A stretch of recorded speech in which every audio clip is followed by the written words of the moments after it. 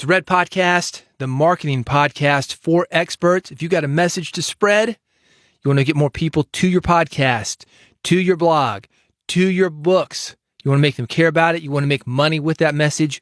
You are in the right place. David Hooper here. And on this episode, I'm talking to a guy who's done a lot of cool things with social media. I think you're really going to appreciate it if social media is one of the ways that you are working to spread your message and to connect with people.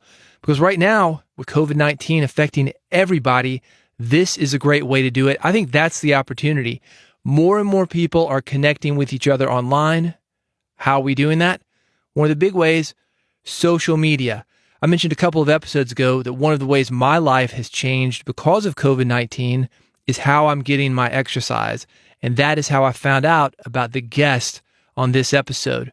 When COVID-19 hit, my gym shut down and there was a run on home fitness equipment.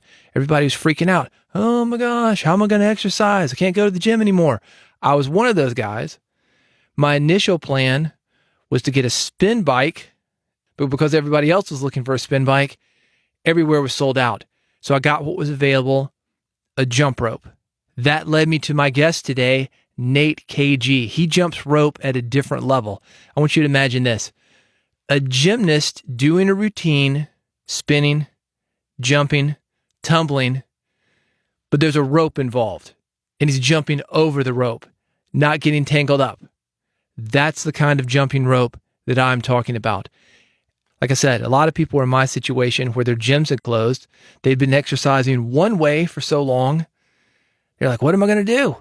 And because of the run on home fitness equipment, they were like me, ended up with a jump rope. They took up jump roping because the other options were limited. Out of this, a new community was born online. Not really new. Nate's been part of it for a long time, but it was an influx of people in the exact same situation that I and these other people were in. And Nate has helped to grow that community even faster. That's what I'm going to talk to him about on this episode. But it's even more than social media. When you watch this guy, it's like a gymnast, but he's jumping rope at the same time. So I wanted to get the behind the scenes on that. How do you develop those skills? What is your philosophy as far as getting better? We talk a lot about that. This episode, it's about goals. It's about going after what you want, and it's about the work that you don't see. As somebody spreading a message, you're going to get a lot out of this. If you've got a podcast, you know how long it takes to create the work that people consume in maybe 20, 30 minutes. If you've ever done a book, how long do those take? A live speech, when we're able to get in front of live audiences, or webinars, which is more of what we're doing now. That takes a lot more work than people realize.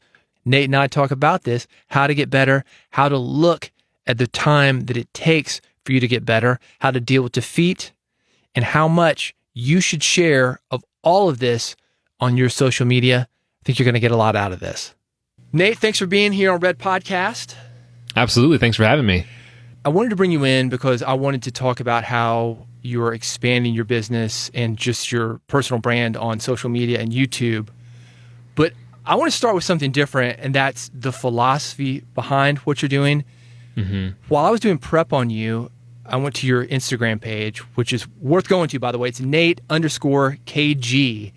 And you were doing flips while jump roping. Yep. Yeah, the flips are really fun. Just as background, when it comes to jumping, it's not just, picking up a rope and being on the schoolyard as a kid, or, just what boxers do for conditioning, but there's a full sport behind jump rope. As you were seeing on the page, there's a little bit of that integrated on my page, and there's so many different ways to use a jump rope beyond just a single under or a double under or kids rhymes. Like, there's so much more to it. And it blows my mind just scrolling down your Instagram page. It's like, oh, okay. It's like, I thought I knew something, then I see another thing and another thing. And every day it's a different thing. So Nate_KG on Instagram. Here's why I wanted to mention doing the flips. Sometimes things didn't go so well on those flips. Yes, sometimes, aka a lot of times, it did not go well. I was out training. I think you're referring to one of the recent posts there, and I was working on a couple of flips outdoors. And one of these flips, I've have experience with, but it's been a while since I've trained it. And I went for it, went to give it a shot, went up into the air, and then lost my air awareness and was just kind of floating, hurling my body into the air, and was like, oh well, I guess I should roll out of this or something. And it just happens, you know. It's with flips and with any other skill and jump rope. Really, it's just you got to put the reps in, and you gotta do the work to work it out, figure it out how it actually, you know, how to do it correctly, and just kind of get used to it. I was jumping rope last night, and I'm not a competitive jump rope athlete like you are. I'm a guy who's trying to do conditioning, and during quarantine, that was my only option because I couldn't get a bike. So I was like, well, I get a jump rope. It was available to me. I had done it as a kid, did it post-college. I was like, I'm jumping again. And it's so funny because I was sitting there watching my phone, not because I was taping myself, but I'm watching a countdown timer. I'm doing interval training. And I thought to myself, all right, you know, maybe I'll put something up on Instagram, but what I would have to do is probably tape myself for 45 minutes and look for like the perfect 30 seconds where I don't mess up. And I would use that segment and I put it up on Instagram and I would look cool. This is why I bring up the philosophy that you've got. Your stuff isn't perfect. You're putting up the good and the bad. And let's talk about that for a second, because so many people in the Instagram world, my wife is a photographer and she's shooting models and they get photoshopped. And they're already beautiful as they are. The most perfect people in the world, and they get photoshopped.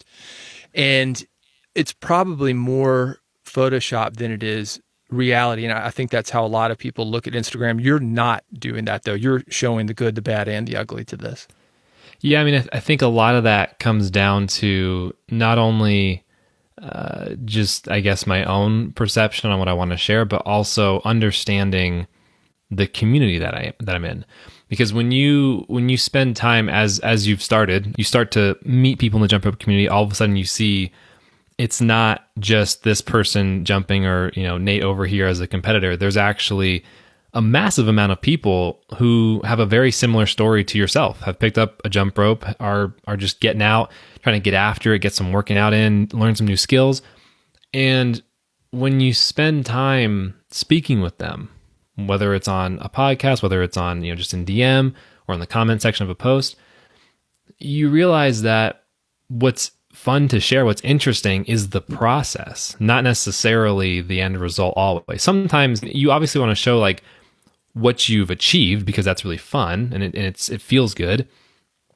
But showing the process is how you really connect with people and show like, listen, no matter what level you're at, you're going to whip the shit out of yourself. It's going to happen. You can't avoid it. Yeah, I look like I've been beaten. Exactly. Yeah. And it happens. And no matter what skill level you're at, no matter how many skills you've learned, there's always this next level for you to go after and to achieve. And to be honest with you, I didn't used to view it that way. I used to just try to show up with something that is new, something that is harder, something that is, wow, that looks crazy, and not show any of the mistakes.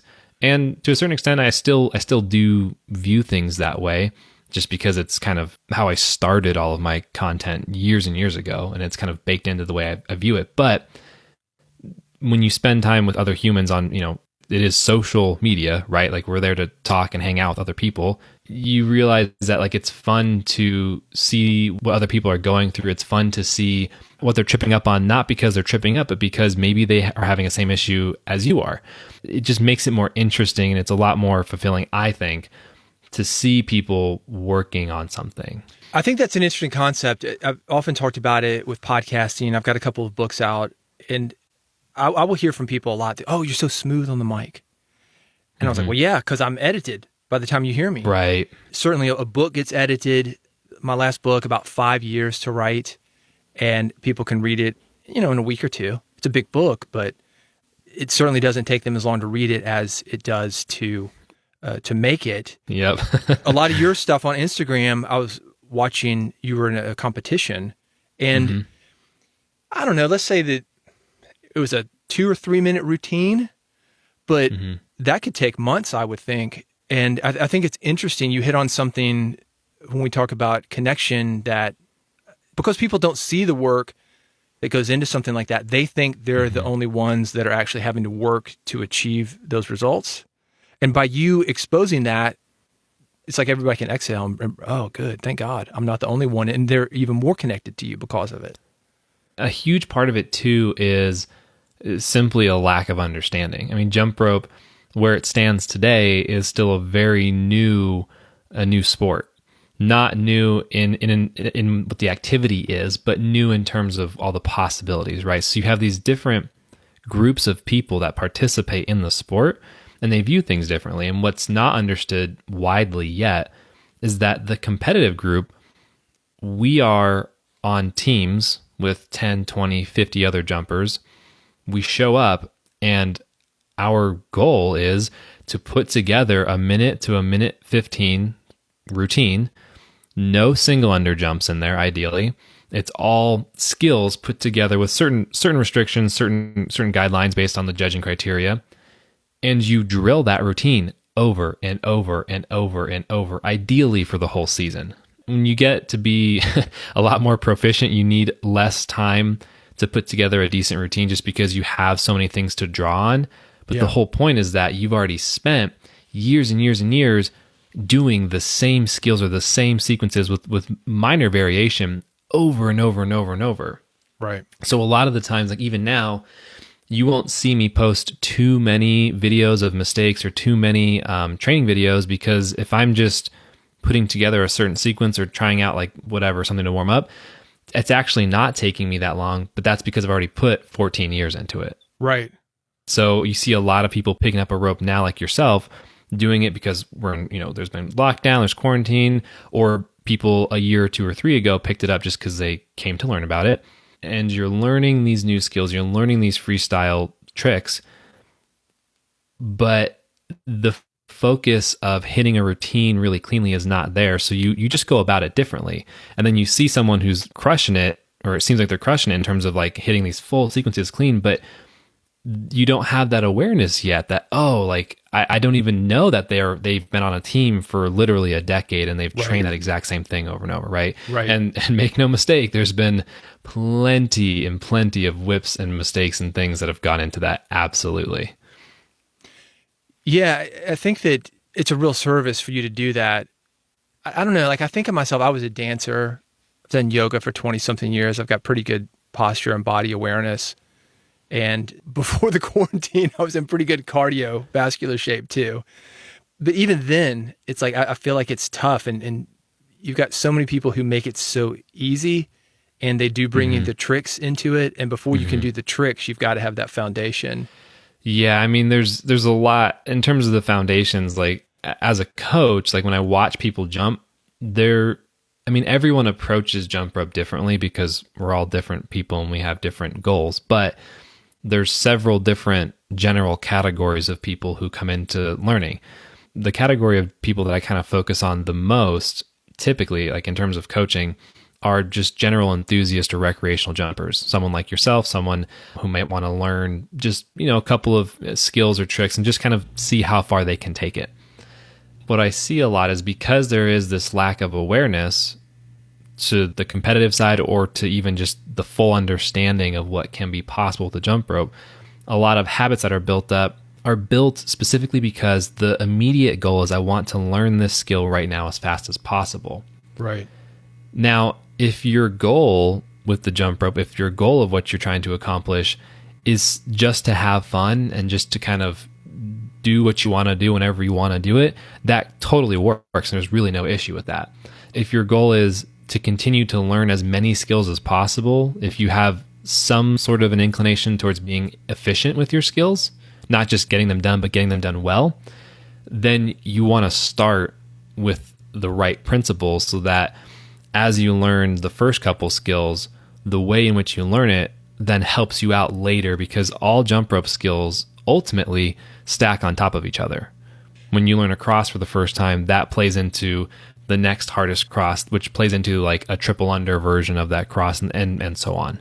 So I just want to define these things. When you talk about double under, triple under, that's a single jump, but the rope goes under you 3 times, 2 times.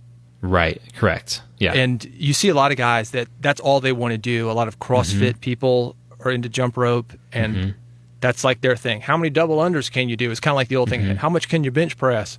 Right. It's like there's one exercise that you do in the weight room. Well, and it makes sense too. Like in terms of, I've coached many double under workshops and seminars with the company RX Smart Gear. Their bread and butter is CrossFit. Again, it comes down to that context of like, that's actually for the CrossFitter, that's a really solid goal. It makes a lot of sense to stick to a single under, a double under, and a triple under. Because for what they're after, that is the stimulus that's needed to accomplish their goals. Right. We could continue to go on about like form, and it applies there as well, but really understanding where a person is coming from is critical. Well, I think it's an interesting actually jump off to the next thing I want to talk about, because before you can do a triple under, you've got to do a double under. Before you can do double under, you've got to get that single under. And you had said this on the one video I'm talking about where you're doing flips. You said the thing about training is that it's always a process. Everything in these videos are skills I've done before, but it's been quite a while since I've actually trained, which means I have to start from square one and walk through the progressions again to get my body working correctly. And here's another thing you said that I loved. It says, don't take mistakes so seriously, mostly because mistakes are necessary, but also because in a year you'll look back and be like, wow, I've really learned a lot. I talk about this all the time too, and that progress is slow.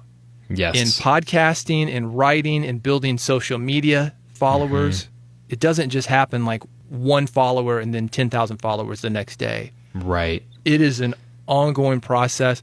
So let's talk about that. First of all, how do you think that you came to the, I'm going to call it the progress is slow or progress not perfection philosophy? I know for me, when I was growing up, just being a musician, like I was up against that every day. And I think that has helped me in business, or that's helped me with fitness. Like, I'm not going to get there every day. I already understand that it's going to take a while.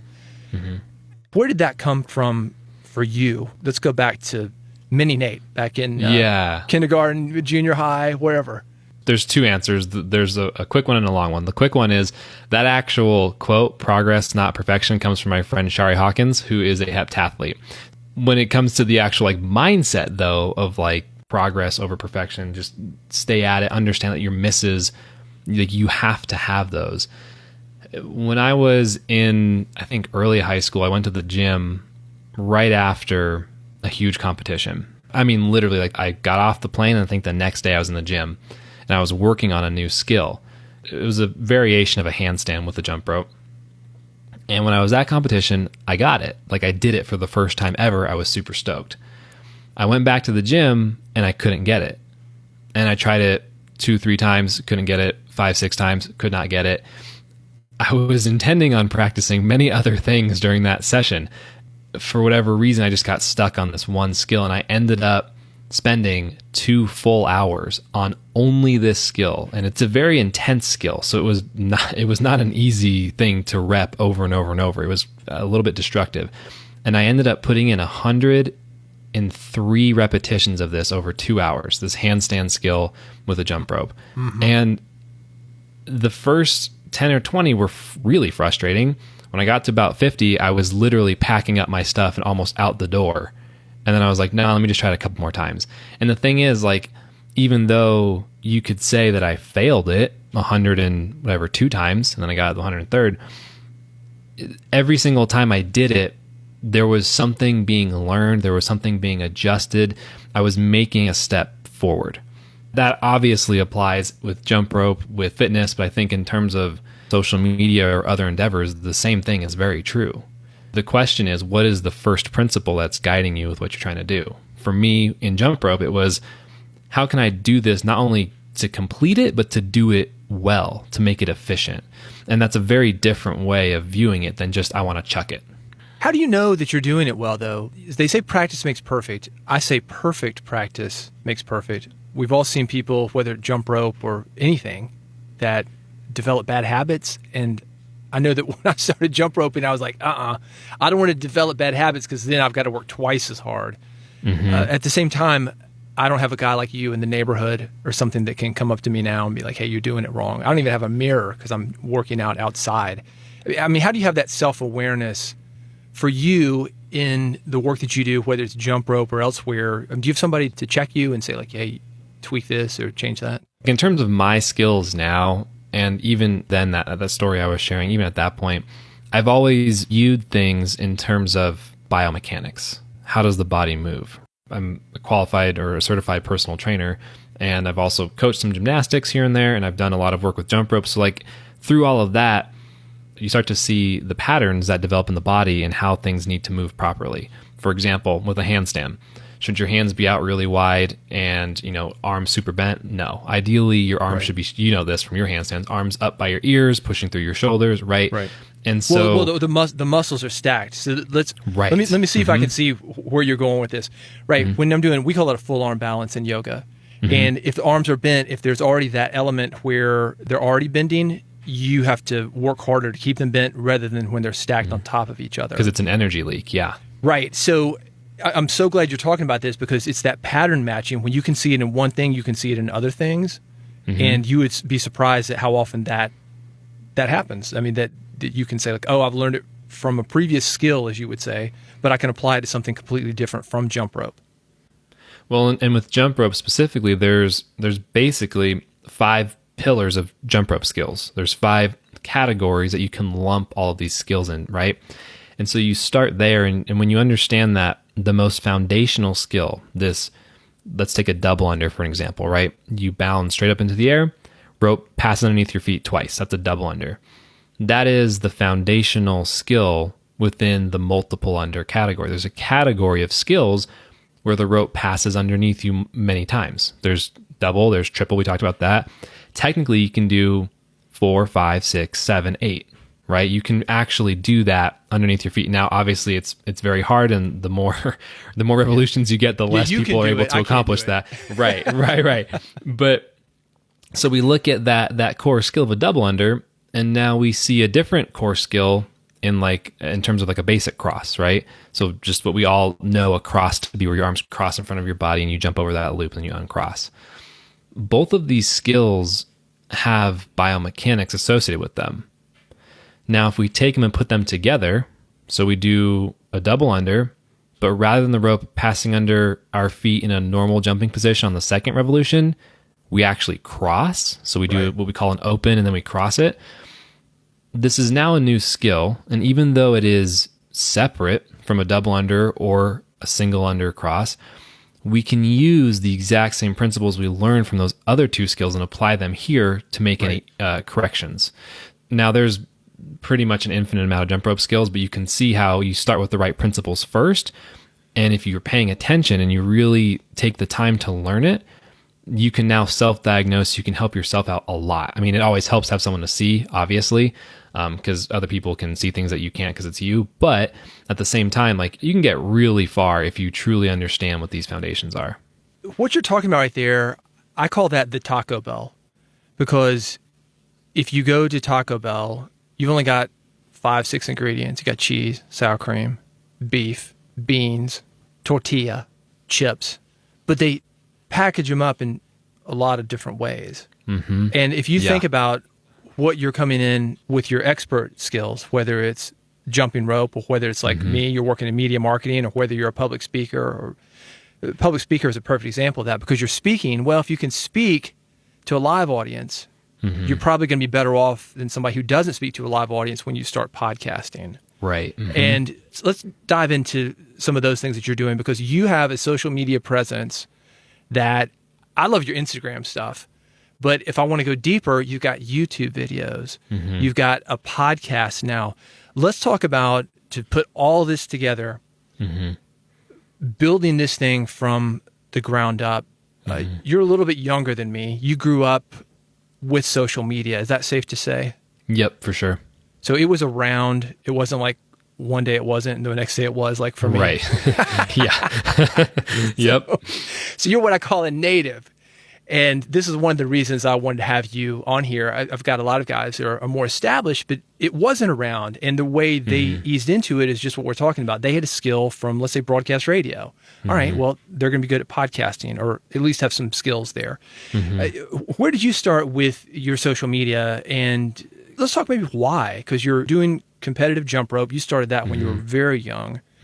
And you said, I'm going to put this online. Is that just because you were of the age where everybody was doing that, or did you have a specific reason for doing it? Funny enough, back then I wasn't really too keen on posting about myself publicly. I was on like the tail end, I guess, of when MySpace was popular, but I had no interest in doing that. Like even when Facebook was big, I was like, I don't really want to be on that. So I was never really predisposed to that aspect. But what I was into were two things. Number one, I found a camera before I found a jump rope. And I've always really enjoyed using cameras, primarily for video, but I also do love photo. But the second part of that is it's the community aspect. So like you said, like I did grow up with the tech, and that is a big hurdle that was overcome very early without much thinking about it. But I even remember way early on, I would start to film my jump rope stuff and put it on YouTube in order to connect with the other competitors. Right. Like where I lived, there was not a lot of competitive jump ropers, so the only way to connect was through YouTube. And so I downloaded I think it was like Sony Vegas, like the free trial of whatever was available. Yeah. And I was like, oh, this is so cool. And I was pumped, and I had no idea what I was doing. I couldn't figure it out for like the first like week or two because it was a brand new interface. Everything was new. It's pretty complicated. It was, yeah. Well, especially I think at that time I was in like middle school. Yeah. So like that was the first time I ever played around with an editor. And, frame rates were totally wrong and things looked really bad. And I could never figure out why all of a sudden this video looked really terrible when it was on YouTube because, the export settings were wrong. But the point is what drove me to do that was less about grow and more like I need to connect with people. There's like a group of, I would say probably 10 to 20 competitive jump ropers that we would chat relatively consistently. And every time we posted a video, we would all get really pumped for each other. And did you know these guys existed before putting it out on YouTube? No, because the videos that I had watched were some of like the best jumpers. And then my generation of jumpers was on the up and up. Right. And so we ended up connecting through YouTube that way. See, that's one of the things I love about, let's say, podcasting, for example. Like if you're into something, whether it's the jump rope or whether it's collecting rocks or whatever it is, it could be really a small niche, but we live in such a big world. There are other people who are looking to connect with those people, and they're just waiting for you to do it. Well, and I think that's where, like, in terms of the conversation about social media, right? And in terms of like, we're here to create a podcast and to put out information and to discuss things. I would imagine many podcasters do the interview style podcast, right? Yeah. The point at the end of the day, and the reason why I've created my podcast, the reason why I put videos out on YouTube, the reason why I have my Instagram page is in service to other people. Yeah. Now, there's also a business interest there as well, but the foundation of everything that I do is because I am so blown away that there are this many people who love to jump rope as much as I do, that all I want to do is help make their journey easier. Yeah. And obviously, you can't put everything out for free, but if you're like really tuned in to what people like, the way they see it and what is useful for them, you can put out so much stuff to be immensely valuable while still doing right by yourself in terms of your business interests. As someone who spends a lot of time in the marketing world and listening and researching marketing ideas and also obviously social media, I see so many people focusing really hard on tactics. Yeah. And tactics are important, and there are certain conventions that should be followed for a number of reasons. But if the only point of looking up a tactic is to basically flip that into numbers, it's going to be a pretty uphill battle because you've ignored not only the final person who's going to view it in terms of like it's one thing to create a persona and then try to make something that the persona is going to buy versus caring about who that person is. And I think that that's a really big difference between the two. Yeah, that's what glues it together. I think when you can find somebody that you connect to, and I'll give you just kind of a funny side note. I mentioned getting into jump rope because of quarantine, and I simply couldn't have a bike delivered. There were no bikes. Everybody was sold out, right? Right, yeah. So I got my jump ropes because that was what was available to me, started jumping, and found people like you when I was searching for, like, how do I do this? How do I jump rope? What I found was not only that, but I found people who were just like me that were literally posting videos in chat rooms, and they were saying, hey, I couldn't get a bike, So I got a jump rope. Yep. And I'm starting There it from is. scratch. So instant connection. And when you see that, it's something magical. And I think we can do it on any number of levels. It happens all the time. But when you see somebody and they're like, that guy's just like me. Well, and the crazy thing too is like, as someone who I do coach, that is a business piece of what I do, but in terms of looking at it as both, I really do believe you can be both altruistic and have a business interest. Like I really do firmly believe that. And with that in mind, I look at someone like you, and by listening to people, by having conversations with different people, I know that it's not guaranteed, but it's highly likely that should you continue and should you try a basic cross or, a side swing or these new skills, and then if you're fed these new freestyle skills that are not difficult, but they're just outside of your reach, it's highly likely you would then get really hooked on what jump rope is really, what you can do with it. And so in terms of this whole discussion, meta discussion about like when you're putting out content and you're thinking about, what you're delivering, there's this sweet spot of I can put out so much information that is tremendously valuable to people like you or to like people that follow me, because it exposes them to everything that you can do, because likely before we spoke didn't even know about the majority of the stuff with jump rope, right? Like this is all completely brand new. So as you're learning, not only are you pumped and having a great time and like really learning about this whole new world, but there's also an opportunity that you might then choose to go the route of working with me as like a coach. 100% I would. You're in California, I'm in Nashville, Tennessee. So obviously there's a distance to go. But let's say it was safe for me to get on a plane. Let's say you did some kind of weekend workshop. Mm-hmm. Let's say you were doing something where, that sounds ridiculous. If you told me 6 months ago, yeah, you're going to get on a plane and you're going to go to learn how to jump rope in California, but I'd be like, no way in hell. If you would have told me when I was 12, 13 that adults were going to like to jump rope the same way I do, I would have literally laughed at you. Right. Or that you can make it a career, no right? Way. Yeah, no, you're right. And the funny thing about that is when I was in middle school, I would think to myself, if I could make jump rope my career, that would be it. Like I would be sad. I'd be so happy. Yeah. But that's never going to happen. I thought that way because there was no one doing it. Like there were no models to see like, oh, they're creating this business this way. Well, now, especially given everything that's going on with quarantine, I mean, we're now being forced into an all digital landscape. Yeah. The opportunities are tremendous. Yeah. And it's really interesting to watch, especially in many respects. Well, that comes into that pattern matching, because growing up in Nashville, we've got a couple streets called Music Row. And Music Row at the time still is a little bit. That's where all the record labels were, the publishing companies. I would go by Waylon Jennings' office every day and see that big Waylon logo, So I saw that it was possible to make money off your songs, and with guys like that, with film and TV and with record sales and touring. So I knew it was possible to make a living with your creativity. And then I was able to take that and say, well, you could do it in another way. Maybe you do it with books, or maybe you do it with some other kind of performance, like a play or something. And I think that's what we're seeing now because of quarantine. I think that because everybody's forced to do things on video, like you're learning from other industries as well. And thank God we have these technologies available to us. I think if we're going to be in quarantine, now is the perfect time to do it because we can stay connected. If you can imagine 20 years ago, right? We had the internet back then. 30 years ago, not really. Right. Yeah. And we certainly didn't have the ability, like right now, you sound like you're in the next room or in the same room with me. And as I mentioned, you're in California and I'm in Tennessee.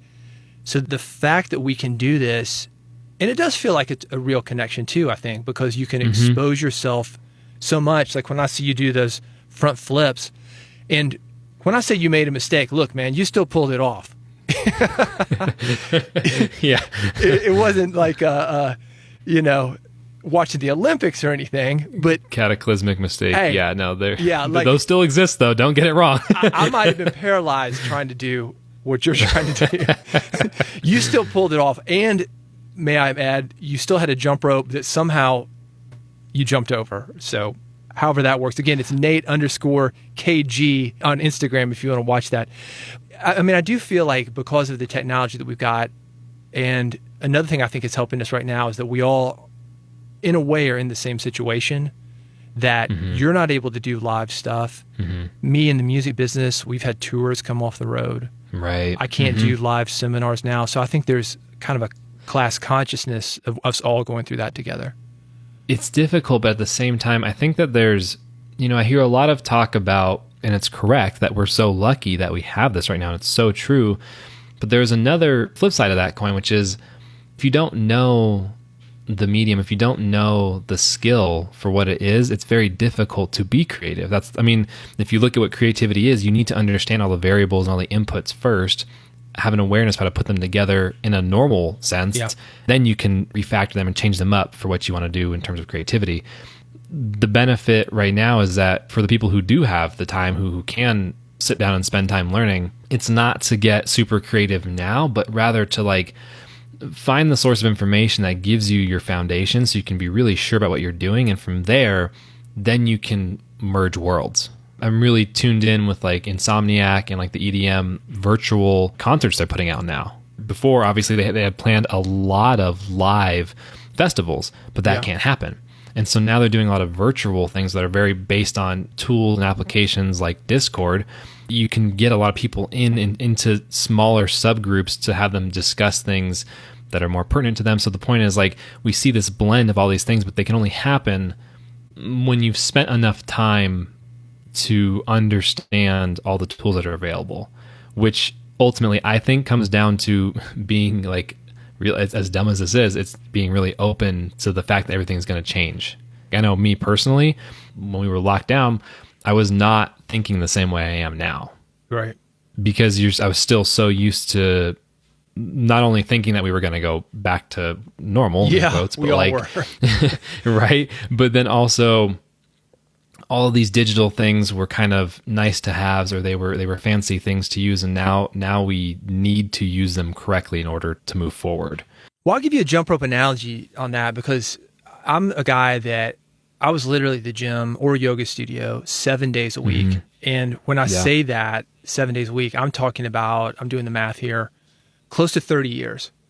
And you can imagine for me, when I get the notice from the gym, they say, hey, we're closed indefinitely. I'm like, oh my God, I don't know what I'm going to do. Yeah. It's an identity for me. It's a way that I burn energy. I work from home, so it's a way for me to get out of the house every day.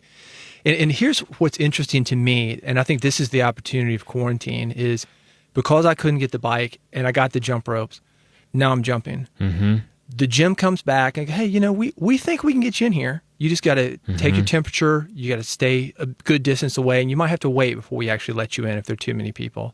And I'm like, no, I'm good. Right. I'm good. I think the opportunity here is we have been opened up to communicating, to exercising, to relating, connecting in so many different ways. And it's not like we're not going to go back. We might still go back, but we're going to have all of this added to it. That's super exciting to me when it comes to growing a business, just like social media didn't kill the live event. Right. No, exactly. We've got all of it. I love what you're talking about with virtual concerts, because being in the music industry, we're doing the same thing. A lot of these guys, even to get people together, they're recording professional concerts. They're doing it at a drive-in theater. So you can stay in your car, you can stay isolated. That's cool. And you feel that experience there with other people around, even though you can't share a beer with them or whatever. Yeah, and those kinds of things are only available when you're open to the change. Like you were open to learning to jump rope. Yeah. You were open to this new thing that, there's no guarantee you're going to love it forever, but at least for right now, you're willing to try. And if you're willing to do that, obviously fitness, we didn't really have a choice, but and I understand that too, because now, all of my posts are in my backyard. That's something that personally, I don't see that as professional in terms of what I would like to see my account to look like. Yeah, because previously you were it looked like it was a warehouse, like maybe a CrossFit box or a... Yes. Yeah. It was a very professional look, but you know what? I don't know that it's not professional to have it in your yard, just as a side note. And so that was the thing, again, keeping my ear to the ground and speaking to people in the community. Well, what are they doing? They're in their backyard too. Yeah. Guess what? We're all in the exact same boat. Yes. And so again, rather than having this mindset that is, oh, well, I need to be in a studio or a gym to look this way because it's not professional if blah, blah, blah, blah, blah.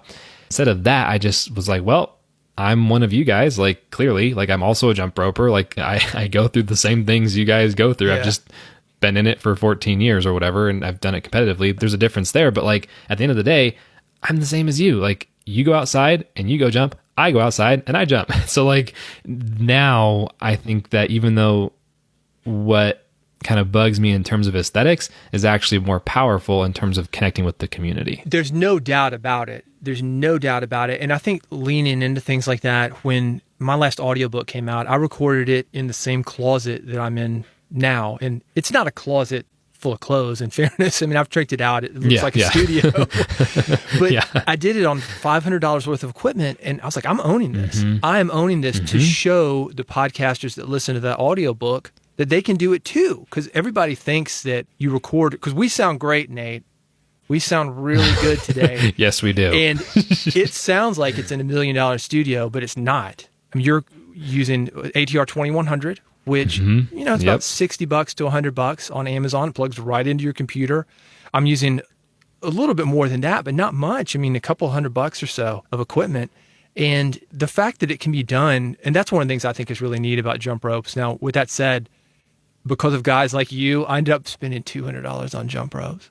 I mean, it's a little bit embarrassing, but you could do it with $10. And you can, when you can connect like on that level and show people that that's possible and that anybody can get started.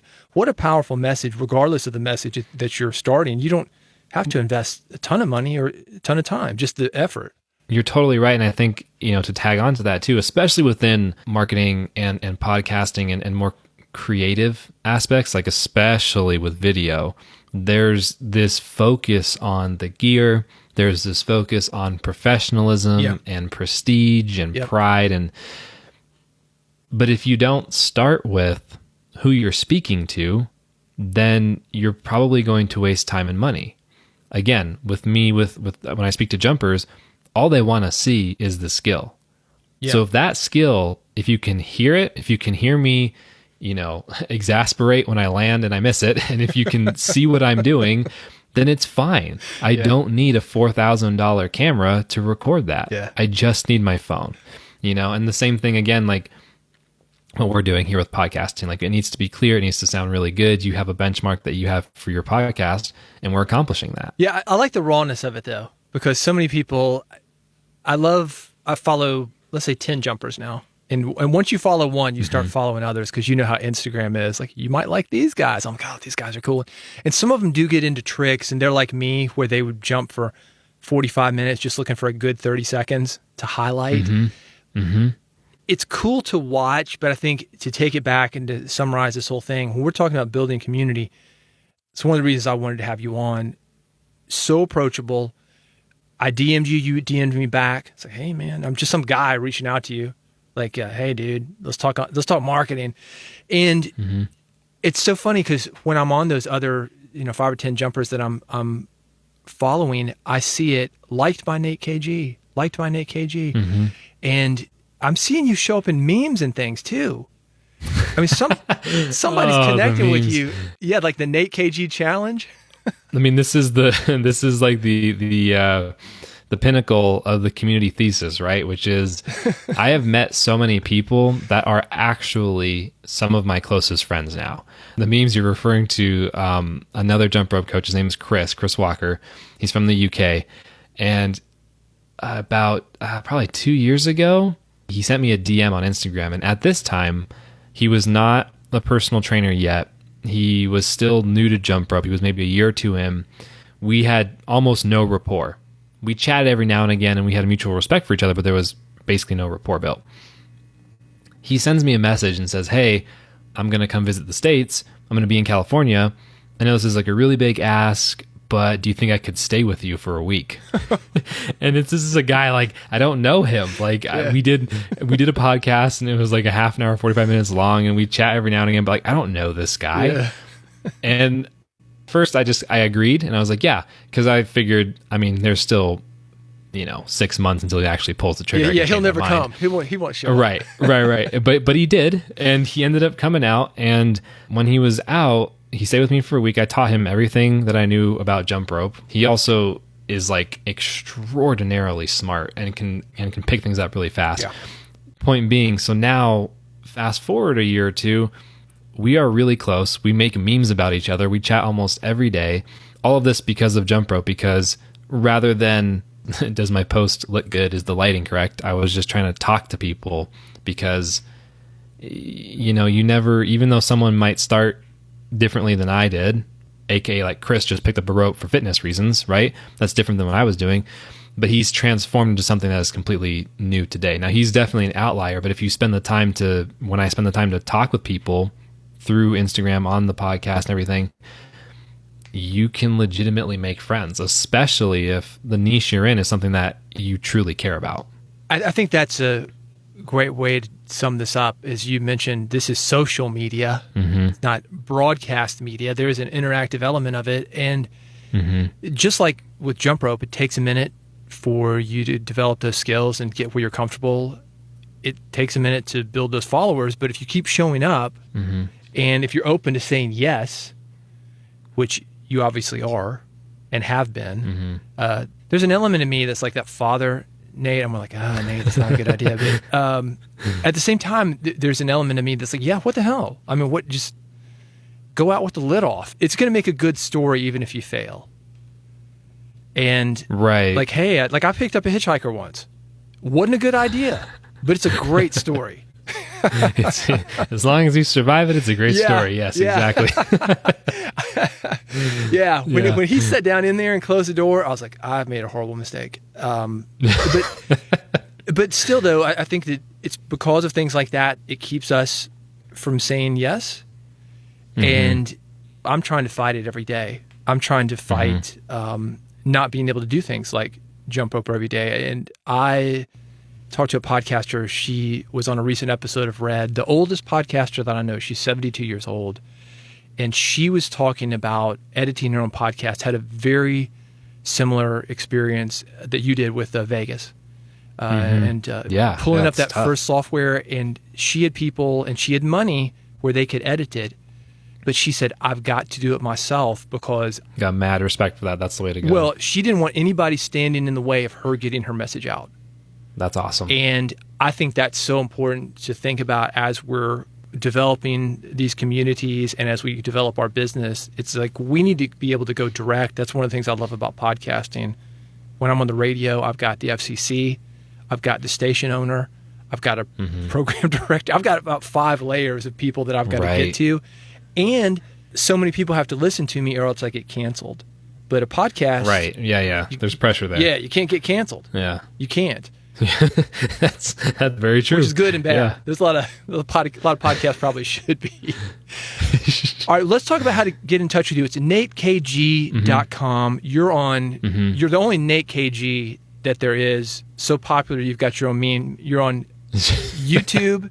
You got the No, Nate it's not KG. a meme. It's a joke. It's a joke between friends. There's just other people around to hear it as well.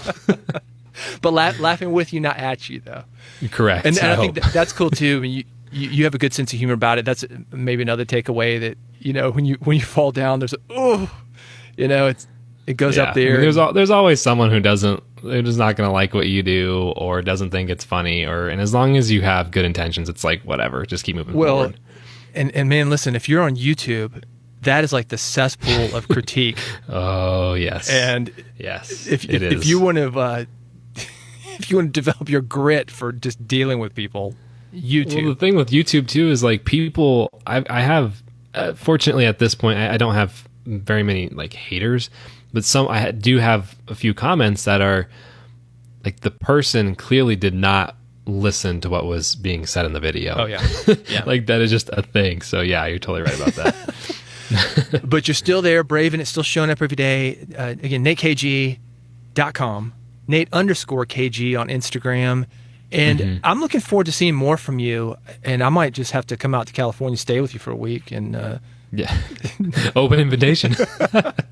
Hey, everybody. Nice, yeah. If you need a place in California, you got the hookup now, Nate KG. Oh man. I seriously would though. I think that's how much I believe in what you're doing, that it sounds like a fun thing, man. I'd come out there for something that you're doing. That's how well I think you've built the community. So even if you're not into jump rope, check out what Nate is doing. It really is an example of what you can do with your audience and building a community. And it's not competition, but it's cooperation with how I've been impressed this jump rope community has come together.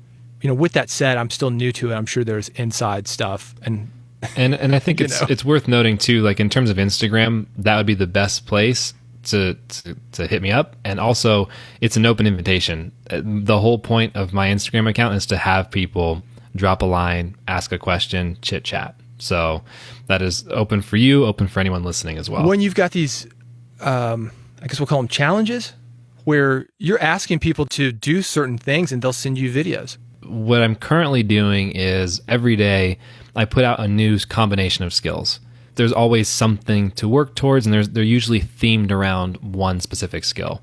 So it's fun. People can tag me if they have questions. They just hit me up, say, "Hey, I'm having trouble with this thing here," and then I just give them a couple tips. So it's really fun. We just want to jump, right? So like if I put out these new combinations, everyone's got something that they can work on, or even make more difficult, or put their own twist on.